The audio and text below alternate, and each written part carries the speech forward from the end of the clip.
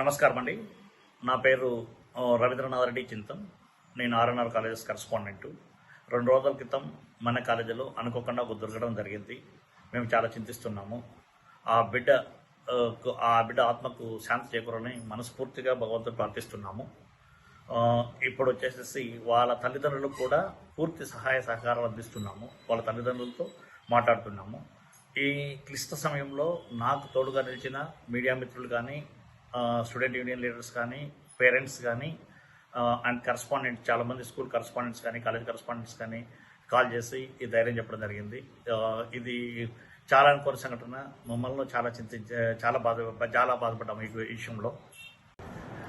Public lake వచ్చేసి information కంప్లీట్గా లేకుండా కొద్దిగా నెగిటివ్ ఇన్ఫర్మేషన్ వెళ్ళింది. సో అందుకోసమని చెప్పేసి నా బాధ్యతగా యాజ్ ఏ కరస్పాండెంట్గా ప్రతి ఒక్క పేరెంట్కు నా బాధ్యతగా ఇన్ఫర్మేషన్ తెలియజేయాలనే ఉద్దేశంతో ఈ వీడియో చేస్తున్నాను. దయచేసి మీకు ఏ ఇన్ఫర్మేషన్ కావాలన్నా కానీ జస్ట్ నాకు టెక్స్ట్ మెసేజ్ పెట్టండి. అండ్ మీకు కంప్లీట్ ఇన్ఫర్మేషన్ నేను ప్రొవైడ్ చేయడానికి రెడీగా ఉన్నాను. మనకు ఫస్ట్గా నెగిటివ్ ఇన్ఫర్మేషన్ వెళ్ళింది వచ్చేసేసి యాజమాన్యం నిర్లక్ష్యం అని చెప్పేసి. యాజమాన్యం నిర్లక్ష్యం అనేది అక్కడ అవకాశమే లేదండి. ఎందుకంటే నేను బ్రేక్ఫాస్ట్ చేస్తున్నాను. నాకు వచ్చేసి ఎప్పుడైతే ఈ విషయం తెలిసిందో ఇమీడియట్గా విత్ ఇన్ 5 minutes అండి. నా హౌస్ వచ్చేసి ఇక్కడ నుంచి 1/2 kilometer ఉంటుంది. 1/2 kilometer నుంచి జస్ట్ 3 minutesలో కాలేజ్ దగ్గర ఉన్నాను. 3 minutes నుంచి అమ్మాయిని తీసుకుంటేసేసి గట్టిగా అరుచుకుంటూ హేమ లైనా అని చెప్పేసి గట్టిగా అరుచుకుంటూ అందరము ఎవరైతే ఉన్నామో 5-6 మంది ఇమీడియట్గా హాస్పిటల్కి తీసుకెళ్ళామండి. హాస్పిటల్కి తీసుకెళ్ళడం మా ఉద్దేశం ఒకే ఒక ఉద్దేశం ఏంటంటే కనుక ఆ బిడ్డను లాస్ట్ విషయంలో అయినా కానీ బతికించాలి, ఎలాగైనా కానీ మేము కాపాడుకోవాలి, మా బిడ్డను మేము కాపాడుకోవాలనే ఉద్దేశంతో చేశాము. అక్కడ మేనేజ్మెంట్ నిర్లక్ష్యం లేదండి. ఇంకొకటి ఏంటంటే కనుక ఎప్పుడైతే కనుక అక్కడ చేర్చామో వాళ్ళు అప్పుడు కన్ఫర్మ్ చేశారు ఇట్లా అమ్మాయికి ప్రాణం లేకుండా తీసుకొచ్చారని చెప్పేసి. మనకు వచ్చేసేసి ఇక్కడ ఎవరైతే ప్రిన్సిపాల్ మేడం గారు కానీ, లేదంటే కనుక మన వార్డెన్ కానీ, లేదంటే జూనియర్ లెక్చర్స్ ఎవరైతే ఉన్నారో వాళ్ళందరూ కూడా సార్ పాప కదులుతుంది సార్, మనం ఎలాగోలా బతికించాలని చెప్పేసి మనం 108 కాల్ చేసినా కానీ 108 వచ్చేసి చాలా క్వశ్చన్స్ అడుగుతుంటే ఒక సైడ్ మా భార్య మాట్లాడుతున్నారు 108తో, ఒక సైడ్ మా పాప 10th grade ఆ అమ్మాయి కూడా మాట్లాడుతుంది. వాళ్ళకందరికీ సమాధానం చెప్పే లోపలే ఇమీడియట్గా నేను వచ్చేసి హాస్పిటల్లో చేర్చానండి. హాస్పిటల్లో చేర్చడానికి ఒకే ఒక కారణం వచ్చేసి ఆ బిడ్డను బతికిద్దామనే తప్ప ఇంకా వేరే ఆలోచన లేదు. రెండోది వచ్చేసి నేను అక్కడ నుంచి బయటకు వచ్చేటప్పుడు వచ్చేసేసి మా స్టాఫ్ అందరూ వచ్చారు. స్టాఫ్ అందరూ కూడా సజెస్ట్ చేశారు, సార్ మీరు వచ్చేసేసి కాలేజ్కి వెళ్ళి కూర్చోండి సార్, ఎవరైనా వస్తే మాట్లాడండి, లేదంటే కనుక వచ్చేసి మీరు ఉండండి సార్, మీరు పక్కన ఉండండి, మేము చూసుకుంటామన్నారు. మన స్టాఫ్ అందరూ అక్కడే ఉన్నారండి. దగ్గర వచ్చేసి అక్కడ మన స్టాఫ్ మెంబర్స్ 10 members ఉన్నారండి. ఎవరైతే వీళ్ళు వచ్చినా ఇమీడియట్గా వచ్చేసేసి మన స్టాఫ్ పై అడిగారు, ఏమ్మా మీరు హేమశ్రీ తరఫున ఏంటి మీకు ఏం కావాలో ఏమని చెప్పేసి అడిగేటప్పుడు వచ్చేసి వాళ్ళు ఇమీడియట్గా దౌర్జన్యానికి పాల్పడడం వల్ల వీళ్ళు ఎక్కడోళ్ళు అక్కడ పారిపోయారు. ఎక్కడ పారిపోయినా కానీ చుట్టూ హాస్పిటల్ చుట్టుకారం ఉన్నారు. అక్కడ స్టాఫ్ లేరు అనేది అవాస్తవము.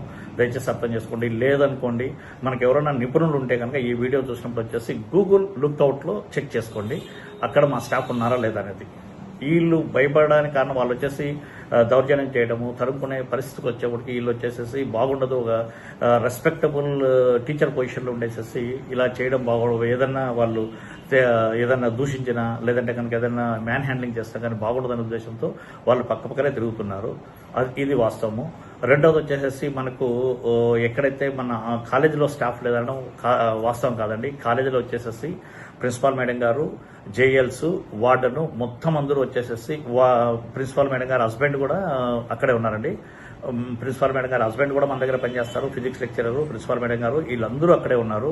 ఉన్నప్పుడు వచ్చేసి వాళ్ళు పైకి వెళ్ళేసేసి ఈ బయట చూసి వాళ్ళు భయపడేసేసి హడావుడి చూసి భయపడేసేసి పైకి వెళ్ళేసేసి ఒక రూమ్లో లాక్ చేసుకొని అక్కడ నుంచి కనీసం అంటే అండి తక్కువ లేకుండా నాకు వచ్చేసి గంటకు వచ్చేసి 200 నుంచి 300 మెసేజ్ పంపిస్తున్నారు. సార్ మమ్మల్ని కాపాడండి, ఎవరో బయట తిరుగుతున్నారు, అరుస్తున్నారు, వాళ్ళు దొరికితే చంపేస్తామంటున్నారు.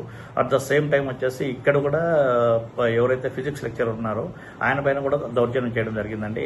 ఖచ్చితంగా మంచి కంఫర్టబుల్ ఎన్విరాన్మెంట్ ఉంటే కనుక కంప్లీట్గా ఈవెన్ మన ఎవరైతే ప్రిన్సిపల్ మేడం గారు కానీ లేదంటే అక్కడ ఉండే స్టాఫ్ కానీ ఆ అమ్మాయికి ఏ లెవెల్ ఆఫ్ ప్రొటెక్షన్ ఇచ్చామంటే అండి ఆ అమ్మాయి వచ్చేసి మా స్టాఫ్ వార్డెన్ రూమ్లో పడుకుంటుందండి. వార్డెన్ రూమ్లో పడుకుంటే వార్డెన్ వచ్చేసి వెల్ ఎడ్యుకేటెడ్. ఆ అమ్మాయి వచ్చేసి ఏఎన్ఎం చేసింది. ఆ అమ్మాయి వచ్చేసి హాస్పిటల్లో వద్దనుకొని ఇక్కడ పనిచేస్తున్నారు. She educated. వార్డెన్ అంటే చదువులేని అమ్మాయి కాదు. ఆ అమ్మాయి రూమ్లో ఉంటుంది. ఆ అమ్మాయి రూమ్లో ఉన్నప్పుడు వచ్చేసి ఖచ్చితంగా ఆ అమ్మాయికి ఏ విషయమైనా చెప్పేదానికి అవకాశం ఉంది. సో ఆ విధంగా ప్రొటెక్ట్ చేసుకుంటూ వచ్చాం. సో స్టాఫ్ విషయంలో స్టాఫ్ లేరు, స్టాఫ్ నిర్లక్ష్యం లేదంటే మేనేజ్మెంట్ నిర్లక్ష్యం అనేది కంప్లీట్గా అవాస్తవం అండి. దయచేసి పత్రికా మిత్రులు కానీ లేదంటే కనుక ఆన్లైన్ వీడియో చేసేవాళ్ళు ఎవరైనా కానీ దయచేసి ఒక్కసారి కనుక మమ్మల్ని మా దగ్గర కన్ఫర్మేషన్ తీసుకొని మీరు ఏ ఇన్ఫర్మేషన్ ఇచ్చినా బాగుండేది. బట్ ఎనీవే అయింది కాబట్టి ఇప్పుడు దాని గురించి మనం మాట్లాడుకోకుండా అక్కడైతే కనుక మన స్టాఫ్ ఉన్నారండి. ఈవెన్ ఈ నలుగురు స్టాఫ్ ఎవరైతే ఉన్నారో ప్రిన్సిపాల్ మేడం గారు కానీ జూనియర్ లెక్చర్స్ ఇద్దరు ఇంకా వార్డన్ అందరి ఫోన్ నెంబర్స్ తీసుకొని మీరు గూగుల్ లుక్అవుట్లో చూడండి. అదే బిల్డింగ్లో ఫస్ట్ ఫ్లోర్లోనో సెకండ్ ఫ్లోర్లోనో కూర్చొని వాళ్ళు ప్రాణభయంతో అసలు బయట కదలకుండా కంప్లీట్గా అసలు మేడం గారికి వచ్చేసి కొద్దిగా బీపీ కూడా ఉందండి, కొద్దిగా హెల్త్ ఇష్యూస్ ఉన్నాయి. ఆ హెల్త్ ఇష్యూస్ ఉన్నా కానీ కనీసం 6 hours హెల్డ్ అయ్యారండి.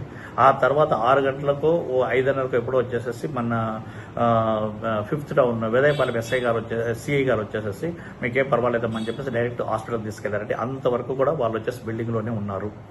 దయచేసి అది అర్థం చేసుకోండి. Thank you. ఇంకొకటి మనకు మెజారిటీగా వినపడింది వచ్చేసి టార్చర్ అంటున్నారండి. యాక్చువల్లీ ఆ వర్డ్ యూజ్ చేయొద్దు, అది కరెక్ట్ కాదు. ఎందుకంటే కనుక ఫస్ట్ థింగ్ వచ్చేసి ఆ అమ్మాయికి మనం వీడియో కాల్స్ పర్మిట్ చేస్తున్నాము కాలేజ్ నుంచి అంటే కనుక ఆ అమ్మాయికి ఎంత కంఫర్టబుల్ సిచ్యువేషన్ క్రియేట్ చేస్తారో అర్థం చేసుకోండి. ఒకటి. రెండోది వచ్చేసేసి ఆ అమ్మాయి సెక్షన్ మార్చడం ఎంత ఈజీ అంటే అండి, సెక్షన్ మార్పు ఆ అమ్మాయి వాళ్ళ పేరెంట్స్ అడిగిన విషయం కూడా మాకు తెలీదు. సెక్షన్ మార్చడం ఎంత ఈజీ అంటే ఫస్ట్ పీరియడ్ ఒక సెక్షన్లో కూర్చుంటే రెండో పీరియడ్ వచ్చి రెండో సెక్షన్లో కూర్చోవచ్చు, మూడో పీరియడ్ కావాలంటే 3 సెక్షన్లో కూర్చోవచ్చు, ఏ లెక్చర్ నచ్చితే ఆ లెక్చర్ దగ్గర కూర్చోవచ్చు. నేను ఈ విషయం మాట్లాడేటప్పుడు వచ్చేసి మా జూనియర్ లెక్చర్ చెప్పారు. జూనియర్ లెక్చర్ వచ్చేసేసి సార్ ఆ అమ్మాయి మీ దగ్గరికి వచ్చింది, ఆ అమ్మాయి అడిగిన క్వశ్చన్ ఏంటంటే సార్ నేను ఎక్కడైనా కూర్చొని చదువుకుంటా అన్నారు. మీరు చెప్పింది సార్ నువ్వు ఎక్కడైనా కూర్చొని చదువుకోరా, నీ రూమ్లో చదువుకో లేదంటే హాస్టల్లో చదువుకో లేదంటే ఇంకోతో ఎక్కడైనా కూర్చొని చదువుకో, నీకు ఫుల్ ఫ్రీడమ్ ఉంది, నువ్వు హ్యాపీగా ఉంటారా, ఇప్పుడేం చదువు గురించి వరీ కావద్దు, ఇప్పుడు వచ్చేసి ఫస్ట్ 2-3 months వచ్చేసి మీరు సెటిల్ అవ్వండి ఫస్ట్, ఆ తర్వాత చదువుకోవచ్చు అని చెప్పారు. సో ఇంకోటి వచ్చేసేసి అండి యాక్చువల్లీ ఈ పేరెంట్స్ వచ్చేసి ఫోన్ ఇప్పుడు వాళ్ళకు ఎప్పుడు జరుగుతుందో ఇది వచ్చేసి ఆ అమ్మాయి ఎప్పుడు సెక్షన్ మారాలని అడిగిందో ఆ పేరెంట్స్ ఎందుకు నిలబెట్టారు. ఫస్ట్ ఆఫ్ ఆల్ వచ్చేసి ఆ అమ్మాయికి మనం ఎడ్యుకేషన్ ఫ్రీగా ఇస్తున్నామండి. ఎడ్యుకేషన్ ఫ్రీగా ఇచ్చేటప్పుడు వచ్చేసి ఆ అమ్మాయి నాకు ఫస్ట్ సెక్షన్లో కూర్చుంటేంది, లాస్ట్ సెక్షన్లో కూర్చుంటేంది. వాళ్ళ మదర్ వచ్చేసి నాతో రిక్వెస్ట్ చేసినప్పుడు ఫస్ట్ నా దగ్గరకు వచ్చి రిక్వెస్ట్ చేసినప్పుడు సార్ నేను వచ్చేసి కొద్దిగా ఫైనాన్షియల్గా వీక్గా ఉన్నాను, నేనే సపోర్ట్ చేయాలి మా పాపకు అన్నప్పుడు వచ్చేసి పర్వాలేదమ్మా నేను చాలా మందిని ఫ్రీగా చదివిస్తున్నానని చెప్పేసి ఈ అమ్మాయిని ఫ్రీగా తీసుకున్నామండి. మన కాలేజీలో ఆల్మోస్ట్ 25% వచ్చేసి ఫీజు మేము ఏదైతే సెట్ చేసామో దానికన్నా తక్కువ ఫీజులోనే ఉంటారు. ఈ అమ్మాయి కంప్లీట్ ఫ్రీగా చదువుకుంటుంది. ఈ అమ్మాయి ఫ్రీగా చదువుకున్నప్పుడు వచ్చేసి ఆబ్వియస్లీ మనం వచ్చేసి ఏ సెక్షన్ పెట్టడానికి ఇబ్బంది ఏముందండి, ఈ సెక్షన్లోనే కాదు ఈ క్యాంపస్ కాకుండా వేరే క్యాంపస్ మార్చడానికి నాకు ఇబ్బంది ఏముంది. ఇంకోటి వచ్చేసి వాళ్ళకి వచ్చేసి నేను ఎప్పుడన్నా స్టూడెంట్ ఇంటికి వెళ్ళినప్పుడు స్టూడెంట్ మళ్ళీ కాలేజ్ రీఓపెన్ అయినప్పుడు వచ్చేసి కంప్లీట్గా మెసేజ్ పెడతాను, తల్లిదండ్రులకు ధన్యవాదాలు, మీరు దయచేసి పిల్లలను ఆన్ టైంలో పంపించండి, మా స్టాఫ్ వివరాలని చెప్పేసి కనీసం 4-5 ఫోన్ నెంబర్లు పెడతామండి. 4-5 ఫోన్ నెంబర్లు ఒకటి. ఇంకోటి వచ్చేసి ఎవరైతే ఆ అమ్మాయిలు చేర్పించారో సార్ ఫోన్ నెంబర్ ఉంది, plus at the same time books కూడా ఎవరైతే అమ్మాయిని చేర్పించారో అదే సార్ వచ్చేసి ఫ్రీగా బుక్స్ ఇచ్చారండి. ఫ్రీగా బుక్స్ ఇచ్చినప్పుడు ఈ ఇన్సిడెంట్ జరగక ముందైనా కానీ మీరు అమ్మాయి 1 week నుంచి అడుగుతుందా, 2 weeks నుంచి అడుగుతుందా, 3 weeks నుంచి అడుగుతుందా అది తీసుకుంటే ఎప్పుడైనా కానీ ఎటువంటి పరిస్థితుల్లో కానీ ఆ సార్కి కాల్ చేసి సార్ ఇట్లా వచ్చేసి మాకు ఇది పరిస్థితి, మా పాప వచ్చేసి భయపడుతుంది, వేరే సెక్షన్లో పెడదామనైనా కానీ మనస్ఫూర్తిగా పెట్టేవాళ్ళమండి. అసలు అక్కడ పెట్టకపోవడానికి ఏమీ రీజన్ లేదండి. మీరు టార్చర్ అనే వర్డ్ అనేది అక్కడ కరెక్ట్ కాదు. యాక్చువల్లీ టార్చర్ అనేది అంటే అసలు కనీసం మాకు ఇన్ఫర్మేషన్ తెలిసినా కానీ ఇంతమంది స్టాఫ్ ఉన్నారు.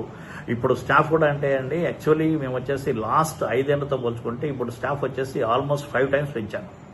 ఇప్పుడు వచ్చేసి నాకు ఆ బిల్డింగ్లో వచ్చేసి 148 మంది స్టూడెంట్స్ ఉంటే 148 మందికి గాను 6 మంది స్టాఫ్ ఉన్నారండి. అంటే 25 మందికి ఒక్కో స్టాఫ్ మెంబర్ ఉన్నారు. 25 మందికి ఒక్కో స్టాఫ్ మెంబర్ ఉంటే కొన్ని కాలేజీలు అయితే 500 మందికి 400 మందికి ఒక్కో స్టాఫ్ మెంబర్ ఉంటారు. 200 మందిని క్లాస్లో చదివిస్తారు. నా క్లాస్లో ఏ క్లాస్లో కూడా 40 మంది కన్నా ఎక్కువ లేరు. ఇంత పకడ్బందీగా ఉన్నప్పుడు వచ్చేసి ఒక ఏదన్నా చిన్న ఇన్సిడెంట్ ఏదన్నా ఇలాంటి ఇన్సిడెంట్ దురదృష్టమైన సంఘటన జరిగినప్పుడు వచ్చేసి దానిలో వచ్చేసి యాజమాన్యం నిర్లక్ష్యము లేదంటే కనుక వాళ్ళు పట్టించుకోవడం అంటే యాక్చువల్లీ వాస్తవంగా చెప్తే కనుక నేను నా బిడ్డను చూసేది, నా బిడ్డ వచ్చేసి 10th చదువుతుందండి, నా బిడ్డను చూసే కన్నా వీళ్ళనే ఎక్కువ చూస్తాను. ఎందుకంటే నేను 10:30 వరకు ఉంటున్నాను. 10:30 వరకు ఉండి ఇంటికి పోయేటప్పుడు వచ్చేసి మా పాప నిద్రపోతుంది అనమాట. నెక్స్ట్ ఇయర్ వచ్చేసి మా పాపే అదే క్యాంపస్లో చదువుకుంటుందండి. నెక్స్ట్ ఇయర్ వచ్చేసి 11th grade వస్తుంది. 11th grade అదే క్యాంపస్లో హాస్టల్లో ఉండి చదువుకుంటుంది అనమాట. సో ఎటువంటి పరిస్థితుల్లో కూడా నాతో ఎవరైనా మాట్లాడినా ఏదో పేరెంట్ ఉన్నా కానీ నాకు నా బిడ్డ మీ బిడ్డలు వచ్చేసి తేడా అయితే ఉండదండి. 100% వచ్చేసి నేను సపోర్ట్ చేస్తూ వస్తున్నాను. మీరు ఇన్ని ఫోన్ నెంబర్లు వచ్చినప్పుడు ఒకరికైనా చెప్పండి, ఇది పరిస్థితి, మా పాప మారాలనుకుంటాను అని చెప్పేసి మీ అంతకు మీరు వచ్చేసి మీరే హైడ్ చేసుకొని ఇప్పుడు వచ్చేసి అమ్మాయి నైట్ కాల్ చేస్తుంది. నైట్ కాల్ చేసినప్పుడు కానీ లేదంటే పొద్దున కాల్ చేసినప్పుడు కానీ లేదా మనం ఇప్పుడే వస్తున్నాము లేదంటే కనుక నైట్ కాల్ చేస్తుందండి. మేమందరం నైట్ అవైలబుల్ ఉంటాం. నేను 10:30 వరకు ఆఫీస్లో ఉంటాను. సాటర్డే కూడా ఆఫీస్లో ఉన్నాను. సో అలాంటప్పుడు వచ్చేసి ఖచ్చితంగా మీరు కాల్ చేయడమో లేదంటే కనుక ఎవరైతే బుక్స్ ఇచ్చారో ఆ లెక్చర్కైనా మెసేజ్ పెట్టేసి సార్ ఇట్లా మా పాప ఒప్పుకోవట్లేదు సార్, మా పాపను మారుద్దామని చెప్పేసినా కానీ 100% అప్పుడప్పుడే మార్చేవాళ్ళమండి. ఇప్పుడు చెప్తున్నాం కదా, సెక్షన్ మార్చడం అనేది ఫస్ట్ పీరియడ్ ఒక సెక్షన్ కూర్చోండి, సెకండ్ పీరియడ్ ఒక సెక్షన్, థర్డ్ పీరియడ్ ఒక సెక్షన్లో ఏ లెక్చర్ కావాలంటే ఆ లెక్చర్ దగ్గర కూర్చోదు. ఆ అమ్మాయి నన్ను వచ్చి అడిగినప్పుడు కూడా నేను ఆ అమ్మాయికి సపోర్ట్ చేసిన కూడా అదే, నాన్న నువ్వు ఇప్పుడు ఫస్ట్ డిసిప్లైన్ నేర్చుకోరా, ఫస్ట్ వచ్చేసి నువ్వు ఇక్కడ సెట్ అవ్వడానికి నేర్చుకో, ఆ తర్వాత వచ్చేసి నువ్వు చదువుకోవడానికి అవకాశం ఉంటుందని చెప్పేసి. మళ్ళీ ఏం జరిగిందంటే యాక్చువల్లీ నేను కానీ మా వైఫ్ కానీ లేదంటే మా బామర్ది వెంకీ సార్ కానీ ఆడుండే 6 మంది 7 మంది స్టాఫ్ కాకుండా ఇంకొచ్చేసి రామనారాయణ సార్ కానీ ప్రిన్సిపాల్ సారు, అక్కడ ఒక ప్రిన్సిపాల్ ఉన్నారు, ఇంకా హరినాథరాజు గారు అని చెప్పేసి అక్కడ ఒక ప్రిన్సిపాల్ ఉన్నారు. వీళ్ళందరం కూడా వచ్చేసేసి మేము ఎప్పటికప్పుడు సపోర్ట్, సో ఎప్పటికప్పుడు మేము సపోర్ట్ చేయడానికి రెడీగా ఉన్నామండి. మాకు విషయం తెలిస్తే అంతకన్నా ఇంకా మాకు వేరే టాస్క్ ఏమంటారు చెప్పండి. పిల్లలను చూసుకోవడం కాకుండా ఇంతసేపు పొద్దు నుంచి రాత్రి వరకు కూర్చొని మాకు వేరే టాస్క్ ఏమంటారు చెప్పండి. ఎంతసేపు కూడా ఏ లెవెల్ ఆఫ్ స్టూడెంట్ అయినా ఆ లెవెల్ ఆఫ్ స్టూడెంట్ నుంచి ఇంకా ముందుకు తీసుకెళ్లాలనే ఉద్దేశం అండి. Thank you so much. ఇంకో ఇన్ఫర్మేషన్ అండి, మన మీడియాలో వచ్చింది, చాలా దురదృష్టం అండి. చంపేశారు అని చెప్పేసి మీరు ఒక్కసారి ఆలోచించండి. ఆ అమ్మాయి వచ్చేసేసి ఏమి ఎక్స్పెక్ట్ చేసి ఆ అమ్మాయి ఫ్రెండ్స్ కానీ లేదంటే మేనేజ్మెంట్ కానీ ఎవరైనా కానీ ఏమి ఎక్స్పెక్ట్ చేసి ఒక ఫ్రీ ఎడ్యుకేషన్ తీసుకునే స్టూడెంట్ దగ్గర చంపేస్తారు.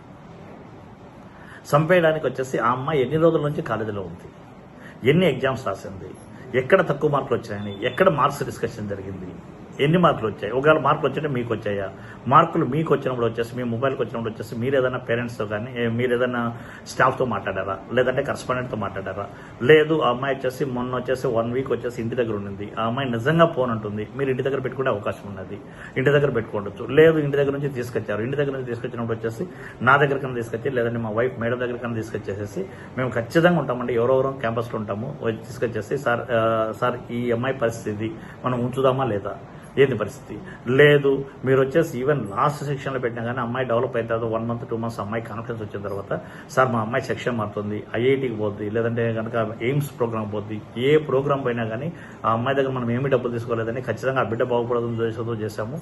ఖచ్చితంగా సెక్షన్ మార్చేదానికి అవకాశం ఉంటుందండి. అక్కడ వచ్చేసి కనీసం పత్రికా మిత్రులు కానీ లేదంటే యూనియన్ లీడర్స్ కానీ అర్థం చేసుకోవాల్సింది ఒకటండి, ఎవరైతే కనుక ఈ చంపేశారనే వర్డ్ వాడారో ఒక్కటి అర్థం చేసుకోండి. యాక్చువల్లీ ఏం ఎక్స్పెక్ట్ చేసి ఆ అమ్మాయిని మేనేజ్మెంట్ కానీ లేదంటే కనుక అదేమన్నా వచ్చేసేసి డే టైం కాకుండా నైట్ టైం ఏమన్నా జరిగిందా, ఎవరైనా కానీ స్టూడెంట్ ఎప్పుడు మన హ్యుమానిటీ అండి, నేనైనా మీరైనా ఎవరైనా కానీ మైండ్ నైట్ టైం వీక్గా ఉంటుందండి. మైండ్ నైట్ టైం వీక్గా ఉన్నప్పుడు మనం ఏదైనా ఇన్స్టాంట్ డెసిషన్స్, ఏదైనా డెవిల్ డెసిషన్స్, ఏదైనా చెడ్డ డెసిషన్స్ తీసుకోవడానికి అప్పుడు మాత్రమే అవకాశం ఉంది.